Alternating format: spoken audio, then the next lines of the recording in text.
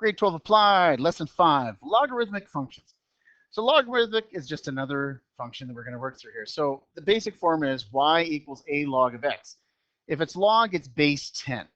Then we also have y equals ln x. This is called a natural log, and it's a base e log. We often use this ones for radioactive decay or bacterial growth because it's a natural log.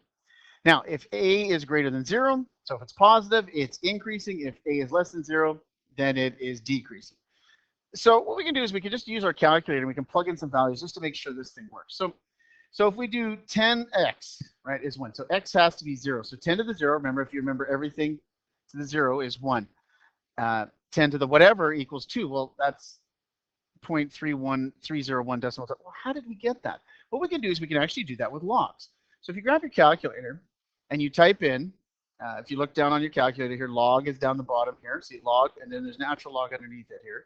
So if we type in log and we type in the log of 1, you know, don't have to close the bracket, but you can. So then we get our log of 0, right? And we just keep working down. Log of 2. Yeah. Log of 3, and so forth. So those numbers there, you can see them. So this 602, well, that's what the exponent is. So if I wanted to have 0.602 and it keeps going on, if I did 10 to that value, I'm going to get 4. Now the same applies to natural logs. So if you look over here, natural log of 1, natural log of 2. So let's clear this off here. Natural log is right above it here. So we have natural log of 1. You'll be able to see the enter button. Enter. Yeah, there it is, 0. Natural log of 2, and so forth. And that just gives us values. So you can do those. And again, those are the exponents. So e to whatever that exponent is equals 4. E to whatever that exponent is equals 4. So we can look at log graphs. So here's a basic log looks like this. Yep. Then we can do things with it. The -5, the 5 stretches it out and the negative flips it. If you can see, yeah, it's decreasing. And we knew that from way back up here, right? If a is less than 0, right, it's negative. Now, the regression we want is ln reg. Do not confuse that and think it's line regression. No, it has to do with logarithmic regression. So flip the page. We're going to look at some data here that you're going to plug into your calculator. So what we have here is we have a logarithm function. It doesn't even tell us what the model is. It just tells us what x and y are. So we can set up L1 and L2. Now, if you remember to do that, you do it under stat and edit. So let's grab our calculator again. Clear that off of there. We go to stat. You go to edit, and then you're going to put stuff in, all the data into L1 and L2.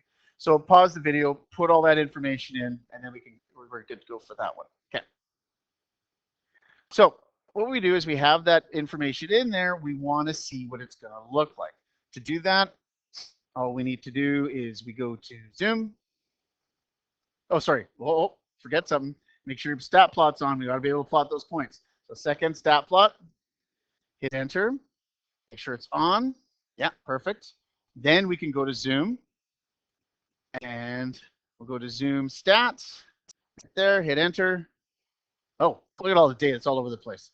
Wow, that piece up the top there looks like it doesn't even fit. Okay, so now what we can do is we can find the line that goes with this one.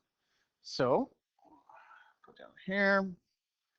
All right, there's our calculator there. So to do that, we go stat, calc, regression, logarithmic regression. So stat, calc, logarithmic, where is that one? There it is, it's right under linear regression. So ln regression. Again, it'll do L1 and the 2 L automatically. If you didn't want to, you could put those in. Let me show you that. You haven't seen that yet. So you can go L1, right, comma, L2 if you wanted to do it that way. That works fine, but we don't need to do that. Oops. Let's go back. Stats, calc.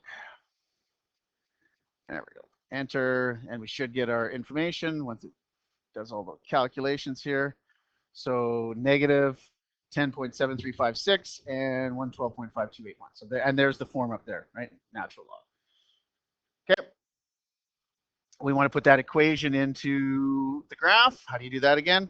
Go back to y equals, go to vars. Remember, it's there, the variables there, it stores it all. We go down to statistics because that's where it gets stored. And equation. I know that's a few steps to get the equation in there, but it beats having to type out all those numbers. Hit enter. There it is there. And we can graph it. And let's see what it looks like. There, beautiful. Fits the line. Okay.